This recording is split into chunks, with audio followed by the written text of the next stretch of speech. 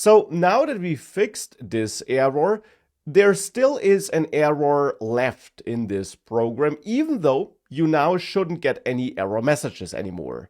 The app should load without errors now. But as mentioned, there still is a problem with this program here.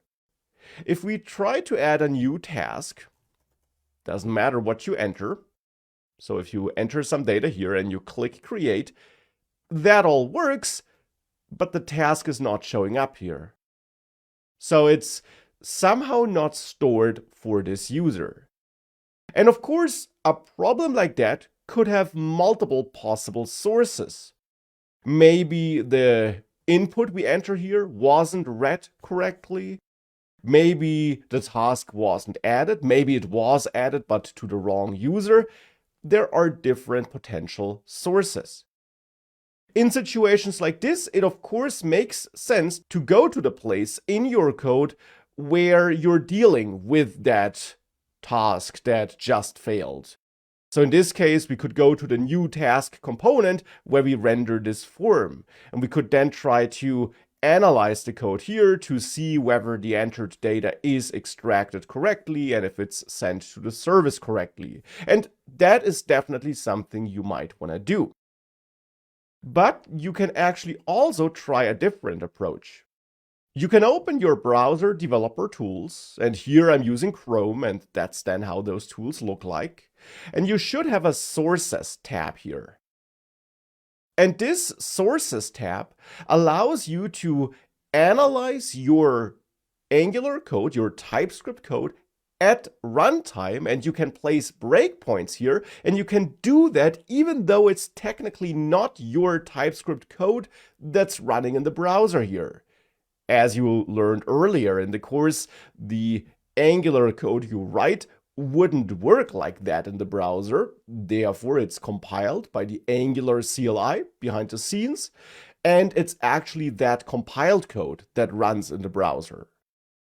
But thanks to a feature called source maps, which are also produced by that CLI behind the scenes, the browser is able to map the code that's actually executing to the original code you wrote.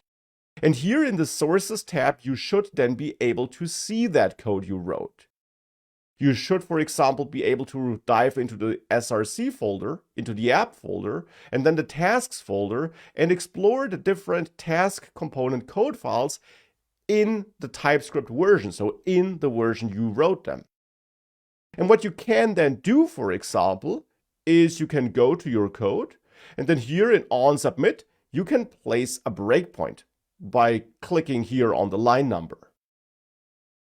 And now if you enter some data here, like this, you will see that as I click create, the execution of the website pauses. The browser is pausing it here, and this line here gets highlighted on the right.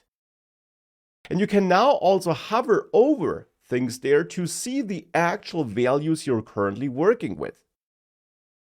For example, I can hover over this entered title and I see the data that has been extracted.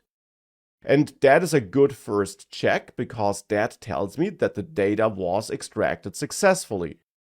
I don't have to analyze all the code to find out, I can simply hover over it here whilst it's executing to tell. So this is not the problem. The values are extracted and we're calling add task here. Now you can navigate through your code here as it's executing with help of these controls. You can resume execution to unpause the program. You can move on to the next code block. But you can, for example, also dive into the function or method that's being executed here. So here, for example, I can press this dive into button here to dive into this add task method and to now step through the code execution here step by step to find out whether something's wrong here. And here I now see something that seems to be causing this issue. The user ID here is set to an empty string instead of the actual user ID of the user for whom we're trying to add the task. Now it turns out that we do get that user ID as an argument here. I'm just not using it here in the code.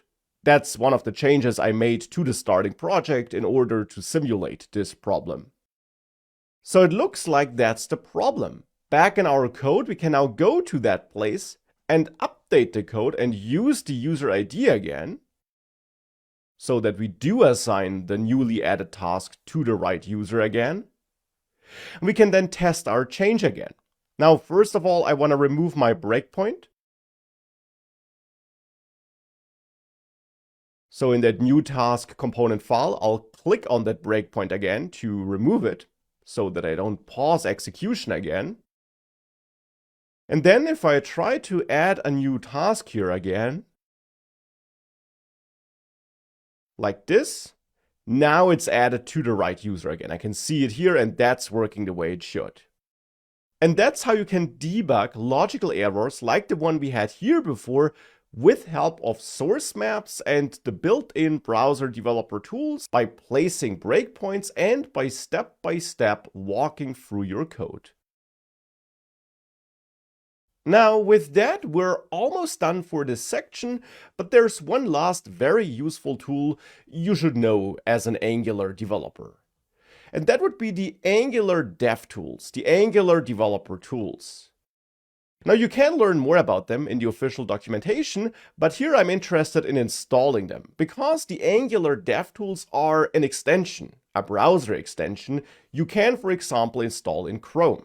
Here on the Angular DevTools extension page, you can learn more about it, and you can then click Add to Chrome to install that extension. And once you did that, if you're on a page that uses Angular, like this one here, you can open your browser developer tools again, and here I'm getting some error, which seems to be a bug with that extension. You can ignore it, because we're now not working in the console here or the sources tab. Instead, with that extension installed, there should be a new Angular tab. And you can select that tab to load the Angular DevTools. Now, once they loaded, you will have multiple tabs here. A Components tab, a Profiler tab, and an Injector Tree tab at the point of time where I'm recording that. I'll also zoom out a bit so that we can see that a bit better. Now let's start with the Components tab. The idea here is that you see your component tree, and as you hover over components here, they are highlighted on the left. Of course, you cannot just hover over them though, you can also click on a component to see more details about it here. For example, you see its inputs, and you can also change those inputs by double-clicking on them and tweaking them. For example, here I can set selected to true, and as you see, the UI updates accordingly. At least the highlighting part here does. I don't see the details for that user because that would require updating other parts of the state as well. I still have to click the user to see that. But you can see the inputs and outputs, and you can explore them in greater detail and tweak them to try different scenarios and simply perform simple tests on your application. This view can also be helpful to understand your component hierarchy. You can also click this icon here, this Inspect Element icon, to select an element here on the left, and then the component that's related to it will be selected here in the component tree. So that's this Components tab. The Profiler tab allows you to analyze the performance of your Angular application, and it's not something we'll explore here.